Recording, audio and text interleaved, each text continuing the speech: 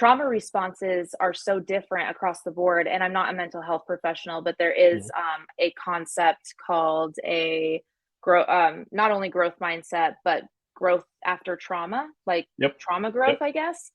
And I think that that was kind of what happened to me was just so lucky enough to have that experience, have a lot of introspection, Hmm.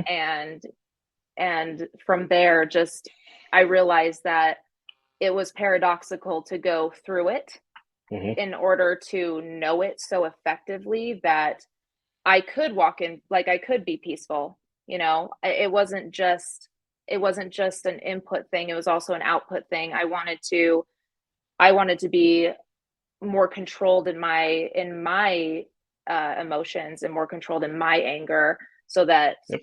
because I've always been scrappy and I've always been down to fight. Hmm.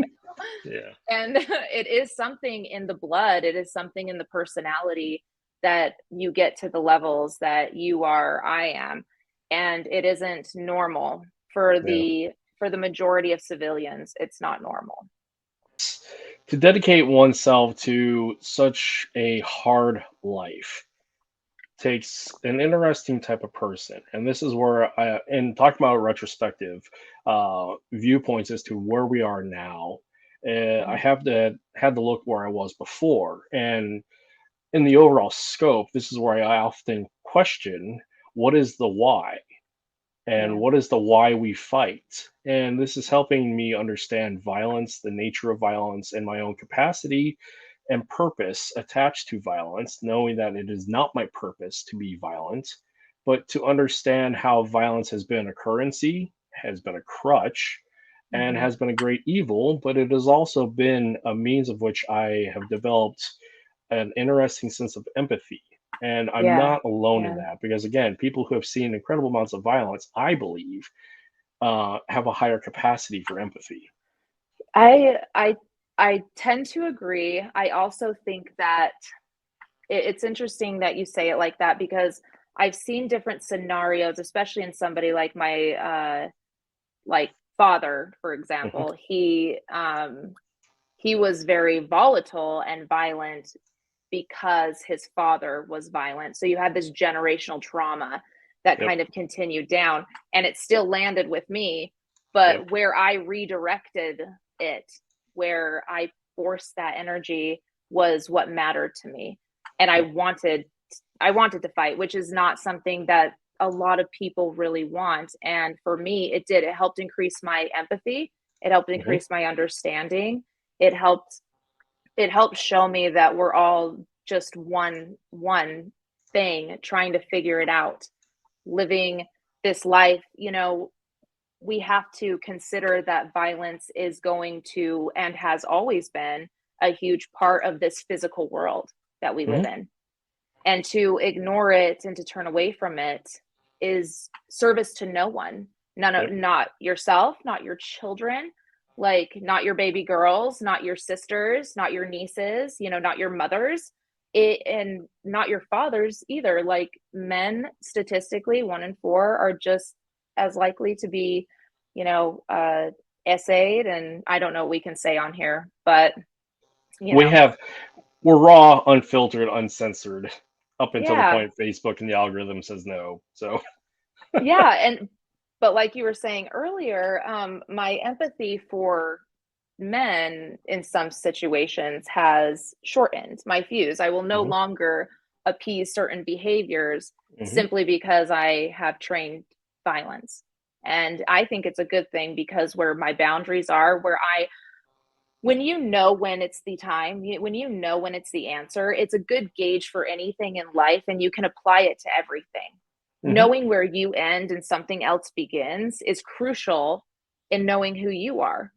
And I felt that violence gave me it gave me that sense of anonymity and peace. Yeah. So what's interesting, there's a wonderful TED talk by Tim Larkin that I reference all the time.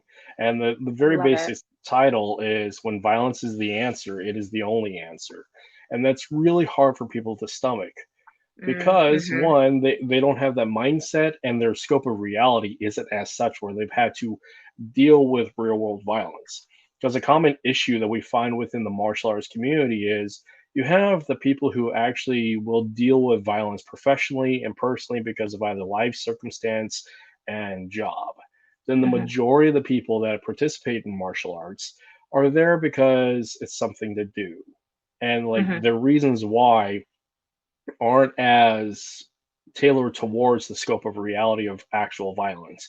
Because coming from a Mm-hmm. middle class American viewpoint, who for the soccer mom with their kids going down to the local dojo, the reality of violence for them may not be so apparent comparatively to Yeah. somebody in the industry or somebody coming from a trauma informed background or professionally has to deal with this. Their reasons why vary, and that's a part of figuring out what is the why, and from the why Mm-hmm. you can figure out the boundary of what am I willing to do. Because so one of the philosophies that my family uses, in particular to our martial art, Mm-hmm. we call it the family fighting prayer. What it Okay. basically states is that I know who I am, for I'm a warrior. I know what I can do, and I know what I can do to my enemies.